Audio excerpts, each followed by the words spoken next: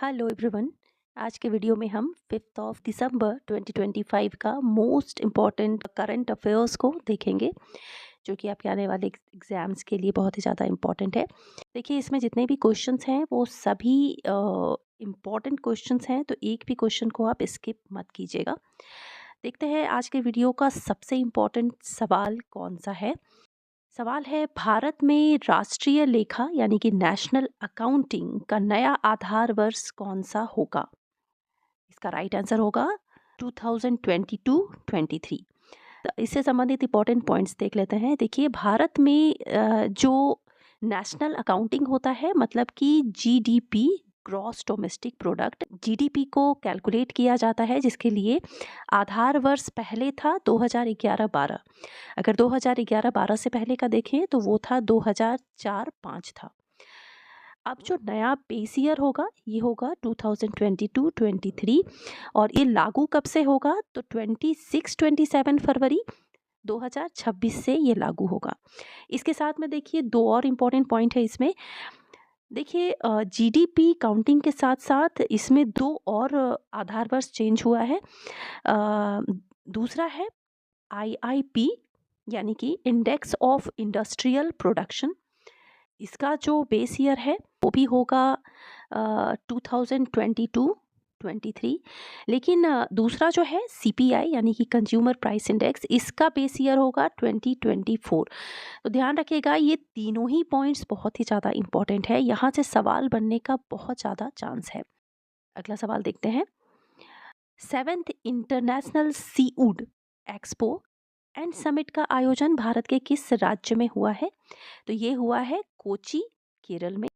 देखिए, इसका उद्देश्य क्या है? तो इसका उद्देश्य है वर्ल्ड में ब्लू इकोनॉमी, यानी कि वो इकोनॉमी जो वाटर से रिलेटेड होती है, तो उसको बढ़ावा देना इसका उद्देश्य है। दूसरा, मरीन एल्गी, ये जो सीवीड है ना, इसका ये एक प्रकार का एल्गी होता है, तो समुद्र में एल्गी को बढ़ावा देना इसका उद्देश्य है। इसमें देखिए, भारत के साथ साथ श्रीलंका, नीदरलैंड, ब्राजील सहित अन्य देश भी इसमें शामिल थे। अगला इम्पोर्टेंट सवाल है, हाल ही में भारत की तीसरी स्वदेशी परमाणु ऊर्जा बैलिस्टिक मिसाइल पनडुब्बी कौन सी बनी है? मोस्ट इम्पोर्टेंट क्वेश्चन है। तो ये है आईएनएस अरिदमन। अब देखिए, इसमें खास क्या है? तो ये जल, थल, वायु तीनों स्थान से ही इससे हमला किया जा सकता है। तो ये काफ़ी इम्पोर्टेंट क्वेश्चन है। अगला सवाल है, हाल ही में आरबीआई यानी कि रिजर्व बैंक ऑफ इंडिया के द्वारा भारत के कितने बैंकों को इंडियाज सेफेस्ट बैंक यानी कि डी सिप्स बैंक घोषित किया गया है?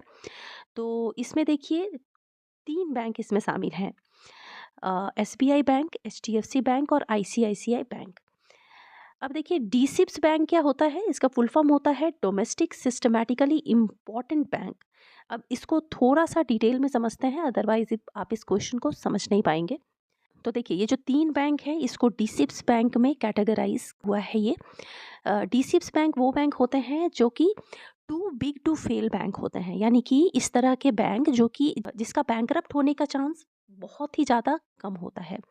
इसके साथ में ये वो बैंक होते हैं जो बैंक देश के इकोनॉमी के लिए बहुत ही ज़्यादा महत्वपूर्ण होते हैं। तो ये क्वेश्चन काफ़ी इम्पोर्टेंट है। अगला सवाल है, हाल ही में भारत सरकार के किस योजना के अंतर्गत उड़ीसा के बांदा जनजाति को पक्के घर दिए जाएंगे?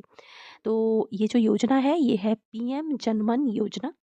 अब देखिए, इंपॉर्टेंट पॉइंट्स देख लेते हैं। तो ये जो जनजाति है बांदा, ये भारत की सबसे ओल्डेस्ट और पिछड़ी जनजाति है। देखिए, अगर पीएम जनमन योजना की, तो ये लॉन्च हुआ था 15 नवंबर 2023 को।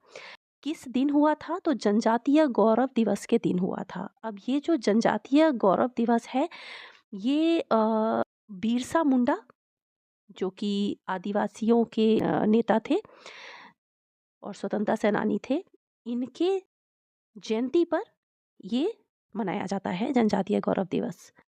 अब 15 नवंबर को ही क्यों? क्योंकि 15 नवंबर को ही बिरसा मुंडा की जयंती है। चलिए, अगला सवाल देखते हैं। ये भी काफ़ी इंपॉर्टेंट क्वेश्चन है। तो हाल ही में भारत के वैज्ञानिकों ने एक न्यू मिल्की वे की खोज की है, उसका नाम क्या है? तो उसका नाम है अलकनंदा। इंपॉर्टेंट पॉइंट्स देखते हैं तो देखिए, इसको खोजने वाले जो वैज्ञानिक हैं ये भारत के ही हैं। एक तो है राशि जैन और दूसरे हैं योगेश वडाडेकर। ये जो अलकनंदा नाम है ये हिमालय की एक नदी है जिसके नाम पे इसका नाम रखा गया है। अब ये जो अलकनंदा मिल्की वे है ये हमारा जो पहले का जो मिल्की वे है उससे 12 मिलियन लाइट ईयर दूर है। अगला इंपॉर्टेंट सवाल है एनआरएल यानी कि नुमालीगढ़ रिफाइनरी लिमिटेड, जो कि ऑयल इंडिया लिमिटेड की एक रिफाइनरी है। इसको भारत सरकार के द्वारा नवरत्न कंपनी का स्थान मिला है। ये किस राज्य में है? तो ये है असम राज्य में। और ये जो है ऑयल इंडिया लिमिटेड की एक रिफाइनरी है और इससे पहले ये एक मिनी रत्न कंपनी थी। देखिए 3 प्रकार की कंपनियां होती हैं, मिनी रत्न, फिर नवरत्न, फिर महारत्न। तो एनआरएल को नवरत्न कंपनी का दर्जा मिला है हाल ही में। तो यहाँ पे समाप्त होता है 5 ऑफ दिसंबर 2025 का मोस्ट इम्पॉर्टेंट करंट अफेयर्स।